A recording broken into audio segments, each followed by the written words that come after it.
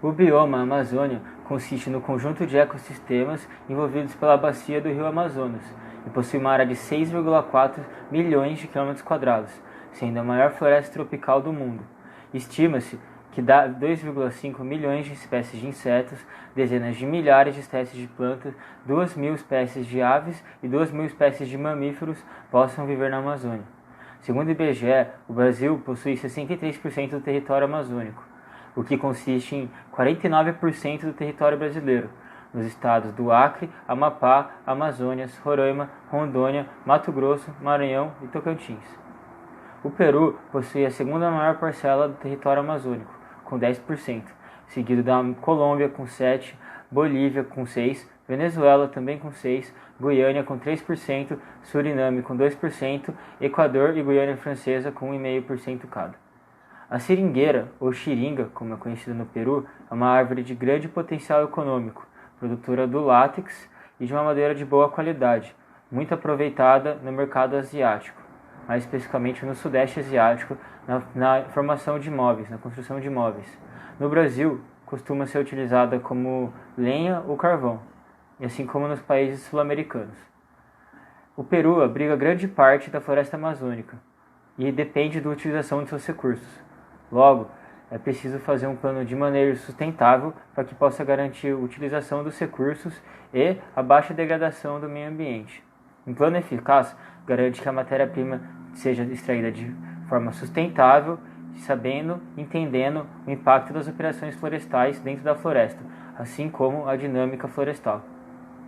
Então, o objetivo do nosso trabalho foi reunir, avaliar, buscar informações e dados na literatura sobre o manejo florestal de seringueira em áreas de várzea da Amazônia peruana, com enfoque no manejo sustentável da madeira, avaliando o potencial econômico da madeira da seringueira e as contribuições práticas sustentáveis para com o meio ambiente e as comunidades locais. As espécies do gênero Hevea pertencem ao domínio fitogeográfico da Amazônia. Elas estão presentes na Venezuela, Colômbia, Equador, Bolívia, Guianas, Brasil e Peru.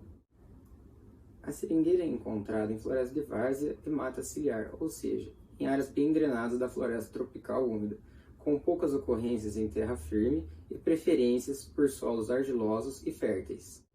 Segundo a base de dados da Flora do Brasil, tem-se 11 espécies do gênero Hevea já registradas na América do Sul. A respeito da característica da espécie, podemos começar pela ecologia. Ela faz parte da família Euphorbiaceae e pertence ao grupo das dicotiledôneas, sendo assim uma espécie monóica. Possui folhas compostas trifolioladas e com folíolos membranáceos e glabros.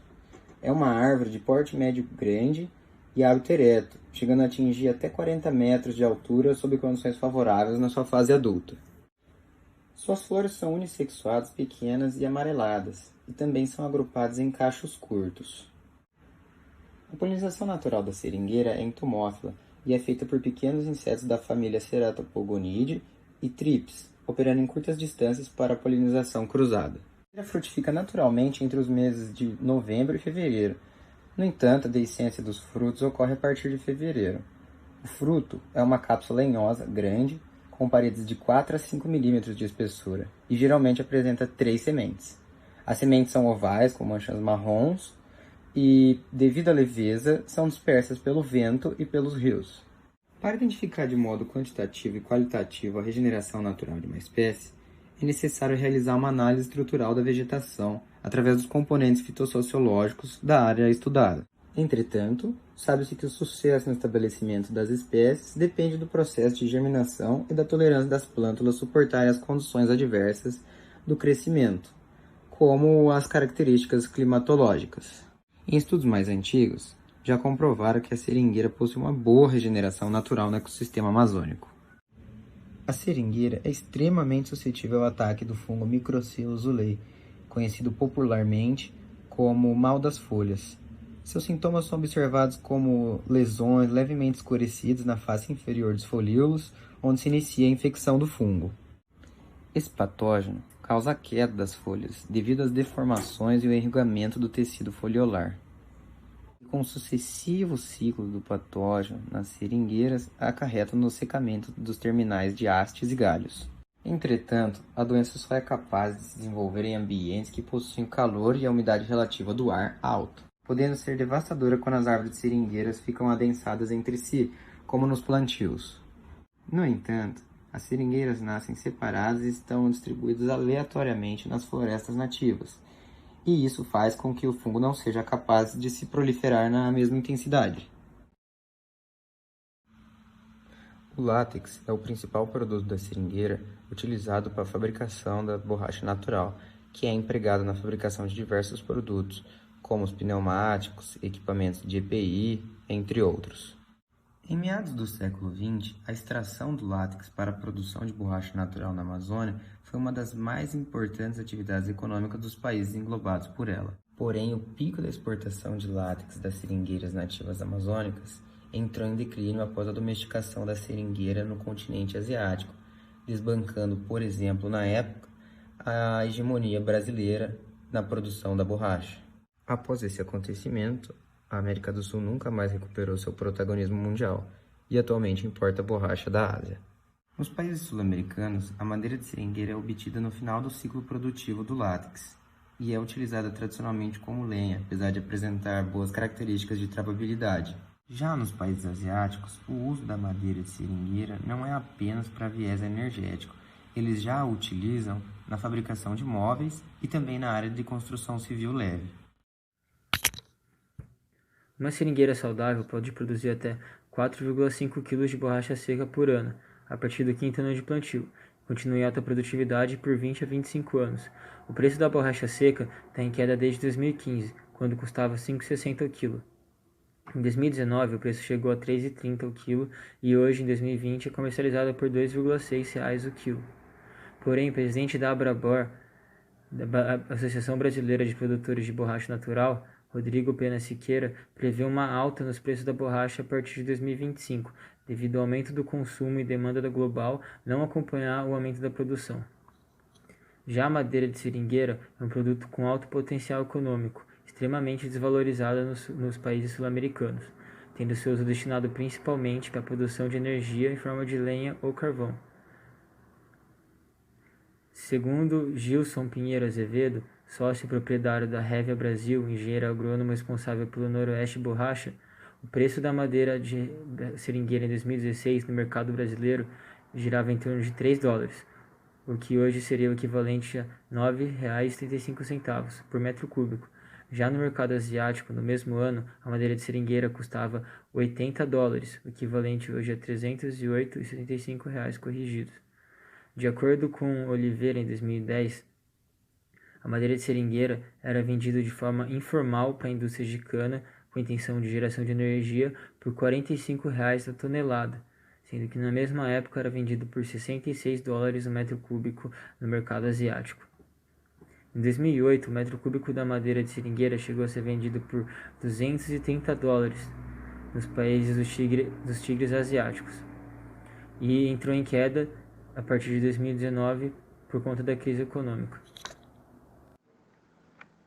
Em um estudo publicado na revista canadense Forest Ecology and Management em 2001, que analisou e estudou o mercado doméstico de produtos florestais na cidade de São José, que é abastecida com recursos excedentes da Amazônia vindo de Iquitos, foi possível compreender a importância do carvão na economia local, pois além de abastecer o mercado de Quito, o carvão proveniente das áreas manejadas da floresta amazônica representava 50% da receita com excedentes.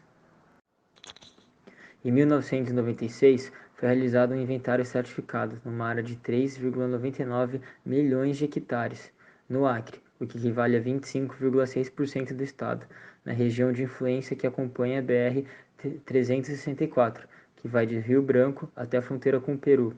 A área de estudo foi de os 30 quilômetros para cada lado da rodovia, e dividida em 10 estratos, onde o estudo buscou analisar a participação da seringueira e da castanheira e das outras principais espécies comerciais madeireiras na estrutura florestal amazônica que acompanha o trecho, onde ele analisou a frequência relativa das seringueiras adultas e em estado de regeneração nesses estratos.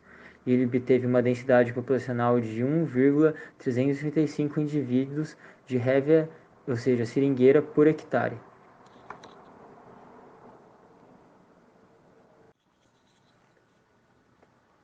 Logo, um produtor com concessão florestal para manejar uma área de 40 mil hectares de floresta peruana deverá possuir cerca de 41.340 indivíduos de seringueira.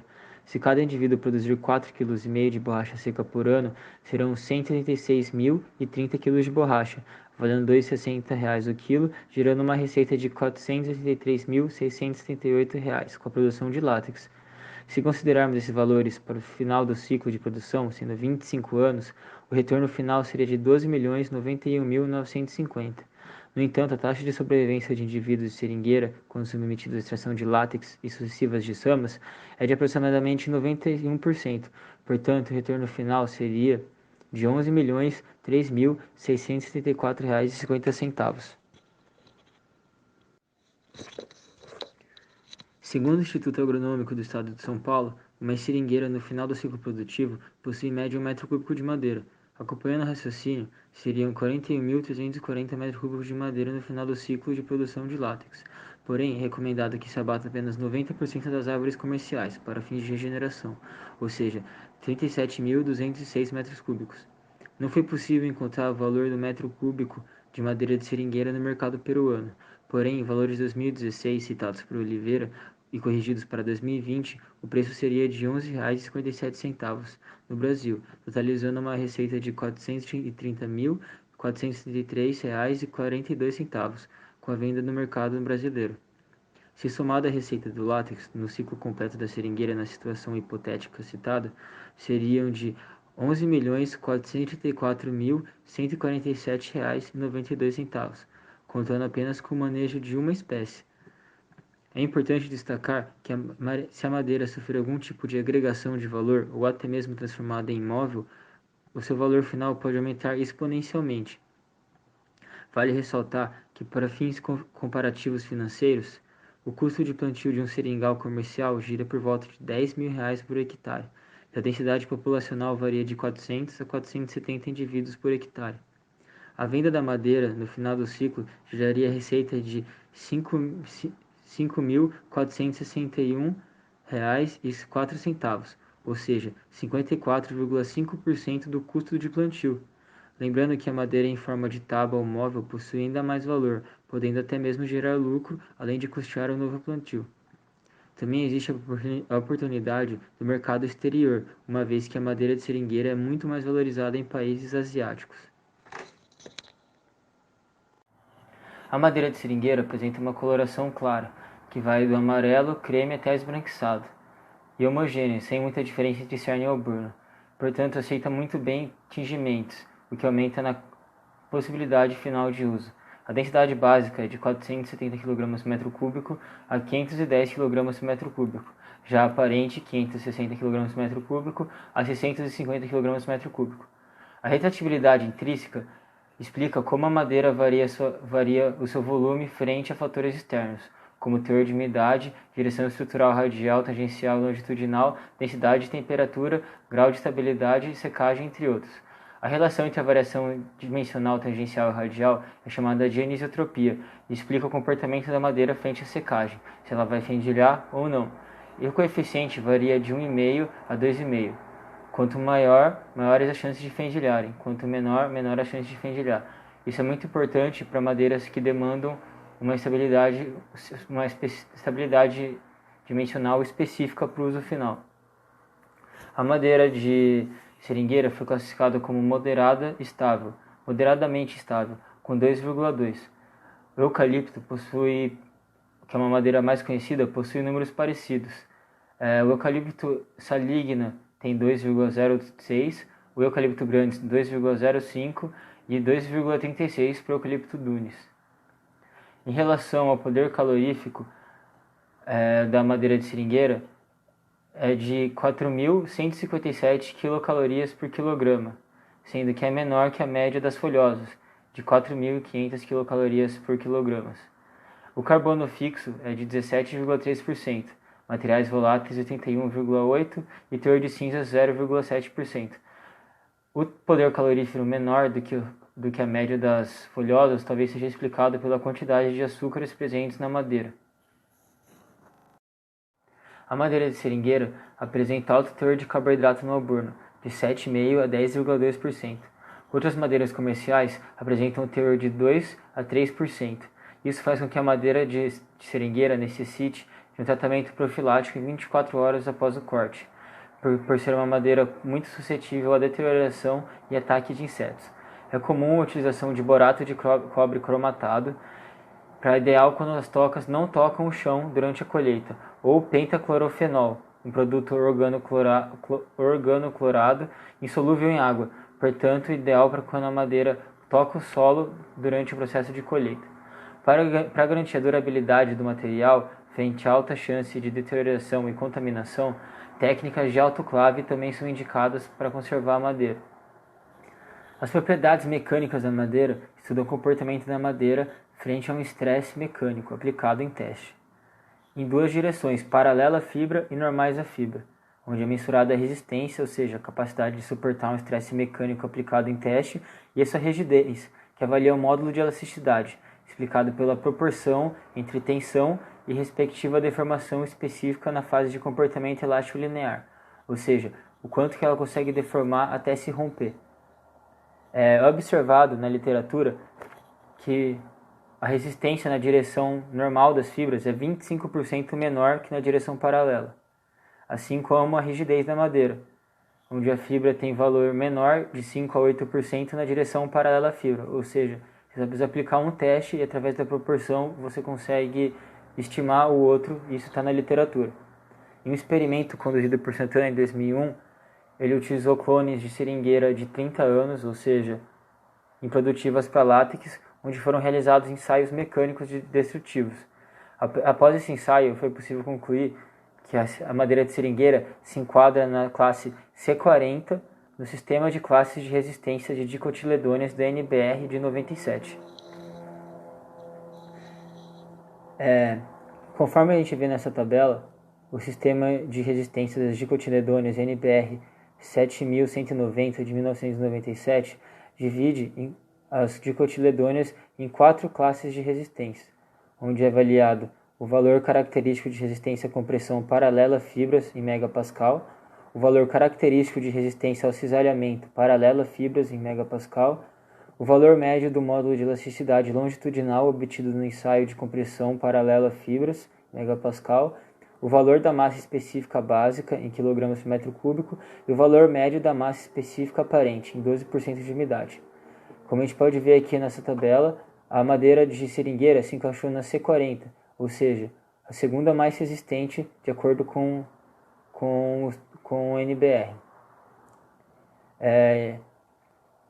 Os indivíduos testados indicaram resistência à compressão média paralela a fibras de 43,53 megapascal, com coeficiente de variação de 8,61%, e resistência característica de 41,9 megapascal, ou seja, uma madeira de C40 de acordo com o sistema de classificação de dicotiledôneas. É interessante que Matan e Kyokong, na Tailândia, em 2008, relataram resultados de 39 megapascal em indivíduos de 25 a 30 anos na Tailândia. Isso classificaria a madeira como C30, ou seja, as mesmas espécies de clones diferentes. No Brasil e na Tailândia tiveram resistências diferentes. Isso pode acontecer pelo fato do melhoramento genético na Tailândia ter sido feito visando a produção de látex e não a resistência mecânica, o que pode ter diminuído a resistência mecânica. Outras espécies que foram ranqueadas no C40, mais conhecidas de reflorestamento, de cotiledôneas foram Mangelim pedra, Eucalyptus tereticornis, Eucalyptus citriodora, maculata e entre outros, e foram classificados como C30, ou seja, espécies menos resistentes, o Eucalyptus urophila e o saligna. Sobre as legislações do Peru, o atual ordenamento jurídico para o manejo dos recursos florestais está embasado na Lei de Florestas e Fauna Silvestre do Peru, Decreto número 21.147, atualizado pela Lei número 27.308 em 2000, promulgado em 1975. Esta lei estabelece que a extração da madeira por empresas privadas seja realizada através de contratos intransferíveis outorgados pelo Ministro da Agricultura. Dentro da lei está o atual sistema de concessão para exploração florestal de recursos madeireiros. Essas concessões estabelecidas para uso comercial são outorgadas pelo Instituto Nacional de Recursos Naturais, com planos de manejo que considerem o diâmetro mínimo e o volume permitido de corte por espécie e tipo de floresta, visando o uso de maior número de espécies e geração de maior valor agregado, com base em critérios e indicadores que garantam uma gestão sustentável nas condições estabelecidas em regulamento. O órgão de fiscalização de recursos florestais madeireiros, ou SINFOR, é responsável por supervisionar e controlar o cumprimento dos contratos de concessão florestal por meio de pessoas jurídicas especializadas e aplicar as sanções correspondentes de acordo com os regulamentos. Em 2016, o Manual de Supervisão de Concessão aprovou o manejo de seringueira, segundo Resolução Presidencial número 21/2016, OSINFOR. Da mesma forma, a Resolução Presidencial número 97/2016, OSINFOR, em 2017, aprovou, entre outras, a Diretiva de Supervisão para títulos que habilitam o manejo madeireiro. No Brasil, o manejo florestal tornou-se uma exigência legal para a exploração florestal na Amazônia a partir de 15 de setembro de 1965, quando o Código Florestal foi aprovado pela Lei nº 4.771. A lei permitia cortes rasos para a conversão de florestas em reflorestamento. Porém, mesmo com o decreto de planos de manejo mais estruturados, a falta e a dificuldade de fiscalização contribuíram para o aumento da exploração criminosa, principalmente na Amazônia, o que levou o país a criar uma lista de espécies protegidas por lei federal, onde inclui a seringueira, no decreto número 5.975 de 2016. No Peru, a concessão florestal é obtida formalmente através de autoridades florestais peruanas, por meio de um processo de licitação, que uma vez que aprovado, ele perdura por até 40 anos. No entanto, esse contrato de concessão florestal requer de algumas características da área, como, por exemplo, que ela seja maior do que 5.000 hectares, indo até 40.000 hectares. As áreas com 5 a 10.000 hectares de concessão florestal são destinadas apenas à exploração de recursos não madeireiros, enquanto as áreas de 10.000 a 40.000 hectares são destinadas à exploração madeireira. A exploração florestal em áreas de concessão na Amazônia peruana envolve 4 grupos de agentes atuantes. Os concessionários, que são responsáveis por providenciar os documentos, as madeireiras, que são responsáveis por realizar o ato de manejar a floresta, os financeiros, que são responsáveis por fornecer capital às madeireiras, e os proprietários de recursos, que são os indivíduos que fornecem o acesso à terra e à madeira. Uma vez que o financiamento à exploração já foi assegurado, os documentos obtidos e o time de exploração definido, os exploradores necessitam de achar dentro da floresta as árvores com interesse comercial. Esse processo faz parte da etapa pré-exploratória, que compreende, entre outras atividades, essas que estão aí no seu visor. Essas árvores a serem selecionadas devem possuir um diâmetro à altura do peito maior ou igual a 50 centímetros, devem ser mapeadas e devem ser marcadas com plaquetas. Essas plaquetas asseguram a rastreabilidade da madeira. Após selecionadas as árvores com real interesse comercial, aproximadamente 12 meses antes do processo de exploração e abate de madeiras, devem ser realizado o processo de poda dos cipós das árvores selecionadas. É um procedimento necessário para assegurar a segurança do operador durante o momento de abate da árvore. Caso esse procedimento não seja feito, Durante a queda da árvore, a copa pode ficar presa aos cipós e a base da árvore abatida pode sofrer um processo de alavancagem, atingindo assim o operador que está ali a trabalho. Logo antes do ato da exploração florestal, deve ser realizado o inventário florestal a 100%, ou também conhecido como pré-exploratório. O seu objetivo é determinar com alto grau de precisão o estoque de madeira existente nos compartimentos de efetivo manejo. Com facão, são abertas picadas delimitadoras das bordas dos talhões de exploração. A direção de abertura, que compreende o rumo e a retidão, é aferida usando bússolas e balizas. As balizas geralmente são varetas coletadas dentro da própria floresta. As distâncias são medidas por trenas e então ocorre um caminhamento longitudinal em forma de zigue-zague no interior dos talhões para que ocorra a abordagem das árvores anteriormente demarcadas como sendo de interesse comercial.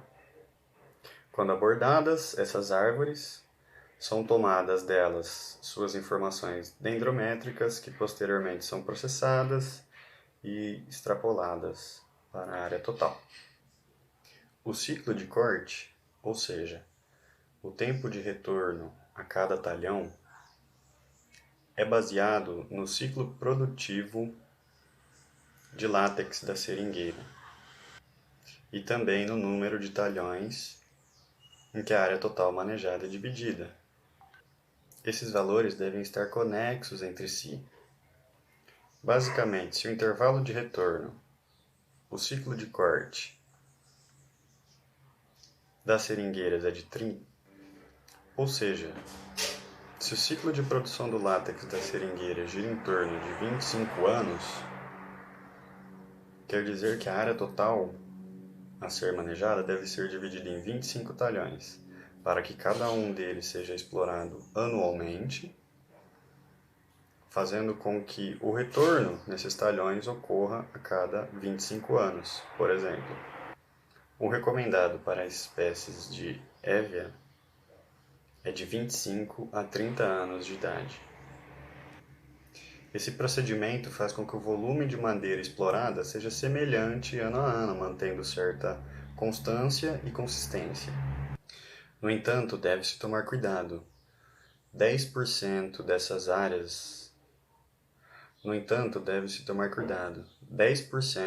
árvores com interesse comercial não podem ser cortadas. Elas têm que ser deixadas de pé para garantir a regeneração da espécie. Agora vamos aos procedimentos operacionais de exploração. Os procedimentos operacionais dispensam de maquinário pesado. O corte é feito com o uso de motosserra, através do método da queda direcionada, que consiste em direcionar a queda da árvore a ser abatida para o lado que houver menor incidência de árvores em desenvolvimento. Após cortada, os procedimentos serralheiros primários são realizados ali mesmo, dentro da floresta. É o processamento primário das toras, um desdobro em peças de madeira serrada, tábuas, vigas e etc. Já o arraste dessas toras é feito de duas maneiras diferentes. Vai depender do local e da época do ano. Em locais de terra firme, as toras são arrastadas através de animais. Já em locais alagados, que é comum nas florestas de várzea, o arraste muitas vezes é feito por jangadas. As toras são colocadas em jangadas, construídas de madeiras de baixa densidade, e são arrastadas flutuando. Paralelas etapas de manejo florestal e em todo o ciclo de vida dos indivíduos de seringueira, para que a matéria-prima, ou seja, a madeira, no final do seu ciclo, tenha qualidade, ela deve permanecer cilíndrica e ereta, e para que isso ocorra, é necessário que durante sua vida sejam feitas algumas desramas ou podas seletivas. Isso evita a tortuosidade no tronco e muitas vezes evita os nós que não são desejados para serraria, movelaria, entre outros determinados fins. É um longo processo de eliminação dos ramos do terço inferior da árvore, que acompanha o seu crescimento desde o início. Agora, vamos recapitular tudo o que vimos até agora e discutir as nossas considerações finais. As espécies florestais do gênero Hevea são, desde o século XVIII, de extrema importância para a economia dos países que englobam a floresta amazônica. Ela é a fonte de látex para a produção da borracha natural. Além disso, ela foi também fonte de renda para inúmeras famílias. A sua exploração com fins não madeireiros ocorre há mais de um século. No entanto, algumas pesquisas mais recentes apontam e provam que a madeira de seringueira possui propriedades favoráveis para o seu cultivo destinado à exploração madeireira. Ela possui coloração clara, podendo receber dessa maneira diversos processos para tingimento, portanto, sendo possível obtê-la como produto final em diversas colorações. A sua densidade básica varia de 470 a 510 kg por metro cúbico, o que não a torna uma madeira tão pesada. Ela possui uma boa trabalhabilidade, não sendo uma madeira que sofre fendilhamento ou empenamento quando submetida a processos de serralheria. Sua resistência a testes mecânicos se mostrou elevada, o que comprova por ser uma madeira que não quebra tão facilmente, uma madeira resistente. A sua taxa de sobrevivência quando submetidas a diferentes intensidades de desrama, tratos silviculturais no caso, também se mostrou elevada, atingindo cerca de 91% em média. Portanto, com um manejo adequado, a seringueira se mostrou como sendo extremamente rentável e viável de se manejar. O seu ciclo produtivo de látex dura dos 5 anos de idade até em torno dos seus 25 a 35 anos, gerando capital. Durante todo esse período são realizados desramas ou podas seletivas, para que no fim desse ciclo produtivo seja obtida uma matéria-prima, uma madeira de qualidade para serralheria, movelaria, entre outros fins. No entanto, isso não é muito recorrente. Isso não é muito recorrente, e essa não recorrência é resultado da falta de pesquisa e informação. O seu manejo florestal com fim madeireiro no Brasil, o manejo florestal de seringais nativos com fins madeireiros no Brasil é proibido. No entanto, no Peru, em 2016, saiu uma resolução presidencial que permite que a seringueira e os seringais nativos sejam manejados. No entanto, vale lembrar que apenas em seringais nativos o manejo madeireiro é proibido. Em seringais plantados, ele é permitido, tanto no Brasil quanto no Peru. Portanto, o que concluímos disso? Que as espécies do gênero Hevea são espécies arbóreas que merecem muita atenção e enfoque de pesquisas mais aprofundadas com relação à sua produtividade madeireira em conjunto com a não madeireira. É uma espécie que possui alto potencial econômico devido ao seu uso múltiplo, compreendido pela extração de látex durante toda a sua cadeia produtiva, que vai dos 5 aos 25 ou 35 anos, dependendo do indivíduo, e também o aproveitamento para movelaria, chapas, vigas e afim. Porém, cuidado, o seu manejo deve ser sustentável, uma vez que essa espécie foi alvo de exploração predatória por mais de um século.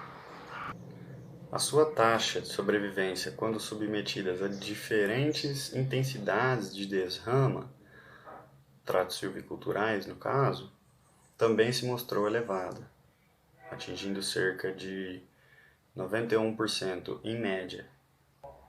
Portanto, com um manejo adequado, a seringueira se mostrou como sendo extremamente rentável e viável de se manejar, pois seu ciclo produtivo de látex dura dos 5 anos de idade até em torno dos seus 25 a 35 anos, gerando capital.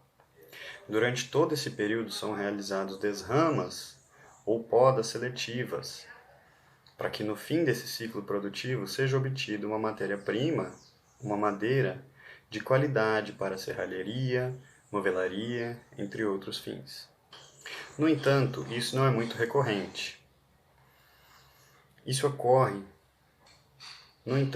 não é muito recorrente, e essa não recorrência é resultado da falta de pesquisa e informação. O seu manejo florestal com fim madeireiro no Brasil, o manejo florestal de seringais nativos com fins madeireiros no Brasil é proibido. No entanto, no Peru, em 2016, saiu uma resolução presidencial que permite que a seringueira e os seringais nativos sejam manejados. No entanto, vale lembrar que apenas em seringais nativos o manejo madeireiro é proibido. Em seringais plantados, ele é permitido, tanto no Brasil quanto no Peru. Portanto, o que concluímos disso?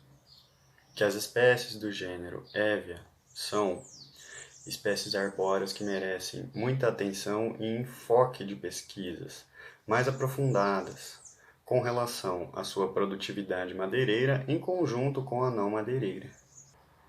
É uma espécie que possui alto potencial econômico devido ao seu uso múltiplo, compreendido pela extração de látex durante toda a sua cadeia produtiva, que vai dos 5 aos 25 ou 35 anos, dependendo do indivíduo, e também o aproveitamento para movelaria, chapas, vigas e afim.